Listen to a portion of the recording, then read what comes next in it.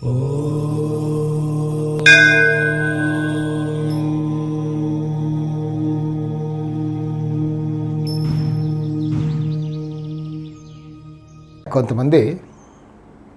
అప్పటి వరకు బాగానే గడుస్తుంది జీవితం, అంటే కొంచెం అప్స్ అండ్ డౌన్స్ ఉంటాయి లైఫ్లో, ప్రతి వారికి ఏదో ఉంటుంది.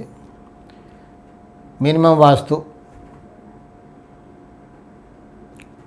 ఇల్లు బాగానే ఉంది, ఓకే, నడుస్తూ ఉంది, బిజినెస్ కానీ జాబ్ కానీ ఏదో నడుస్తూనే ఉంది. కానీ ఒకసారి సడన్గా ఎక్కడో ఇన్వెస్ట్ చేస్తే లాస్ అయిపోతారు. ఆల్ ఆఫ్ అ సడన్ అసలు ఇన్నాళ్ళు ఎప్పుడు జరగలేదు, ఇంత పెద్ద లాస్ వచ్చింది ఏంట్రా అని ఆశ్చర్యపోతారు. అదే ఇల్లు మరి.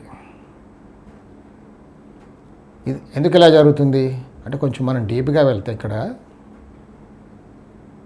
అంతవరకు బాగానే జరుగుతుంది కాబట్టి కొద్దిగా గొప్పగా అప్స్ అండ్ డౌన్స్గా ఎక్కడో ఒక ప్రాపర్టీ చీప్గా వస్తుందని కొనుక్కుంటారు.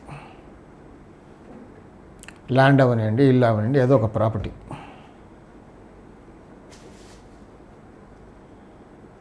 అక్కడ అది దోషంగా ఉంటే,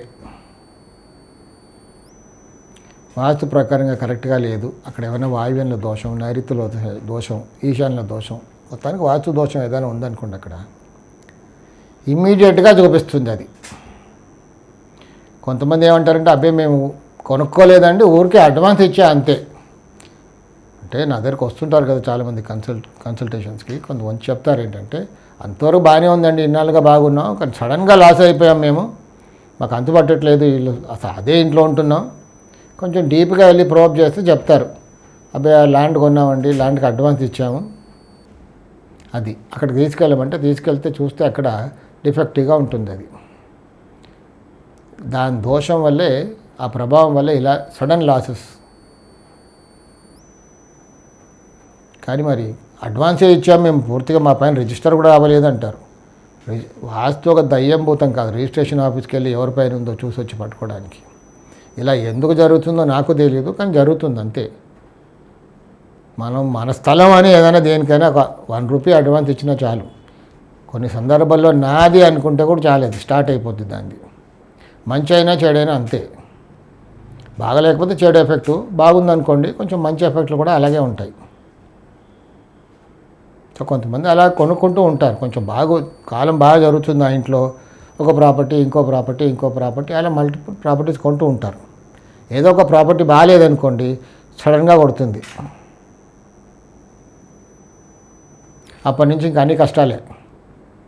అంటే ఈ ఇంటికంటే కూడా అది -% ఎక్కువగా ఉంది అక్కడ, కాబట్టి ఆ ప్రభావం చూపిస్తుంది. మనం అక్కడ లేము, రిజిస్టర్ కూడా అవ్వలేదు, అయినా పర్వాలేదండి, దాని ఇంపాక్ట్ తప్పకుండా ఉంటుంది.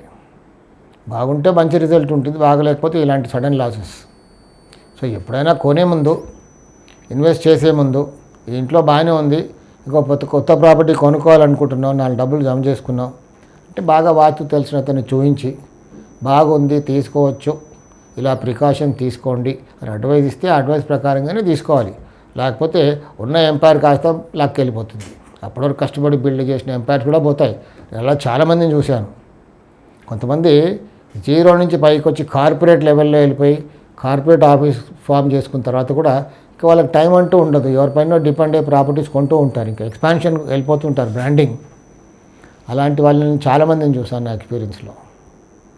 ఎక్కడో విరుద్ధంగా ఉన్నది కొనేయడం, అప్పటి నుంచి ఇంకా స్టార్ట్ డౌన్ఫాల్, మొత్తం ఎంపైర్ అంతా కూడా పోతుంది.